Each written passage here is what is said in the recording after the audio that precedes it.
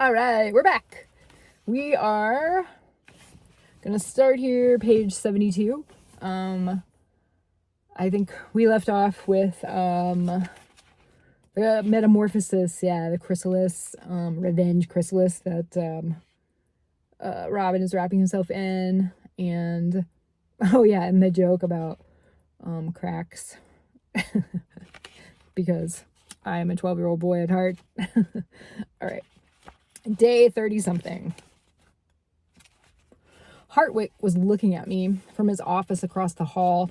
I wanted to say, "You can't look at me like that." I wanted to say, "Hide those beady eyes back under your greasy lids." I wanted to say, "Go away."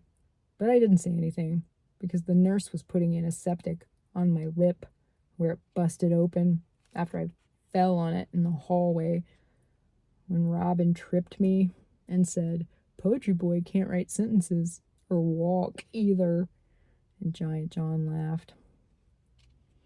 It's a shame, really, how Mrs. Smithson ignores Robin as he seeks revenge. She is depriving him of the ceiling stain, of Hartwick's tie nightmare of the day, of the shouting about responsibility. The moth-faced boy flies free. Again. My heart beat in my lip. Mom pinched her face up tight.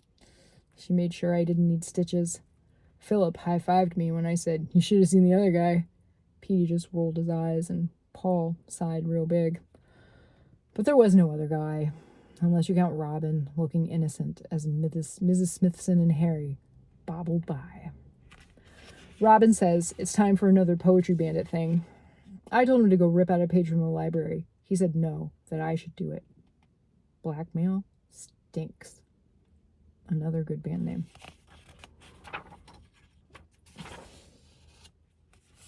I put it up before I gave it to Robin. I think he grew 3 inches just from being mad. He wanted to get caught putting it up by me. I told him to go sign his name if he wants all the credit, but someone had already thrown it away. The teachers. They learn fast. Yeah. This one's got a drawing. She is a great, huge, ugly girl. She can't be a lady. She is a monster teacher. We despise her. Oh, it's not nice. It's so not nice. Tuesday. Mrs. Little looks at me sideways. I know she wants to say something, but I don't want to listen. So I pretend I don't see her eyes in the corner of her face like a hieroglyph. It's not like I never had a fat lip. That's what I want to say to her hieroglyph eye. Every time I look up and see her, she is staring, and she doesn't look away. It's like she wants me to see. She's looking, searching, telling me something that I can't hear. Just like my lip keeps a beat to a song I can't hear. I'm glad for the books today, heavy in my hands. They go on the shelves, one after the other. I don't have to think. I don't want to think. Building a fortress of books all around me. I worked for an hour before I realized today is Tuesday, the day after my library detentions ended. Wednesday. Rocks don't eat lunch. Rocks don't eat at all. Rocks don't hide from moth boys bent on revenge. But I'm hungry. Ham sandwich in my backpack.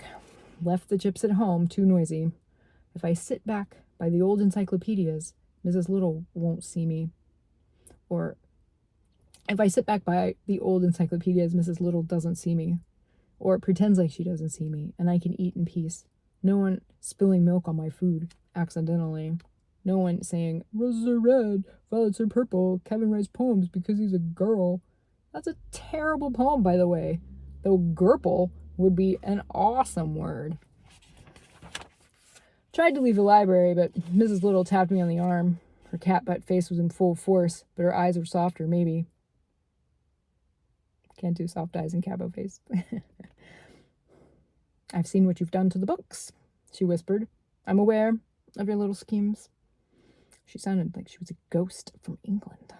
I pulled my arm away and ran, trying to disappear like I was a ghost from Bustedville. The noise again. Maybe that should be the band's name, just The Noise. They make their screeches and whines like robot animals fighting to the death. Today, I scream with them. I feel lost all the time. A toy in a shoe, a sock in the trash. What do I do? The boy who is lost. Though they see me right here, I cannot be found, but I can't disappear. Until Petey comes to my room and tells me to shut up. Your dumb rhymes are ruining the music, he says. And I want to laugh, but it sticks in my throat because ruining things seems to be my new specialty. Thursday. The poetry bandit is in trouble. Mrs. Little knows it's me. Robin knows it's me. Robin wants it to be him so he can be king of the school. Am I going to be king of the school now? I highly doubt it. I don't think you could be king if you're expelled. I put this one on Mrs. Little's desk, so maybe she'll know why I hurt the books. It says, fighting for some way of escape. It's no use. I should have saw mine coming. It's not great grammar, but he's working on it. The intercom buzzed in social studies, and in front of everyone it was announced, please send Kevin Jameson to Mr. Hartwick's office. Ooh, giggle, you're in trouble. Harry the Mole bounced at freckle-faced Kelly and Robin, of course, to walk me to the office. Buddy system. Not. All right. I think I'm going to stop here. This is, where are we? We are stopping at page 86. And I wanted to show you, if you can see here, this tattoo is the hieroglyph eye from Rhyme Schemer that I got a while back. So it's emblazoned on me. All right. I'll see y'all next time.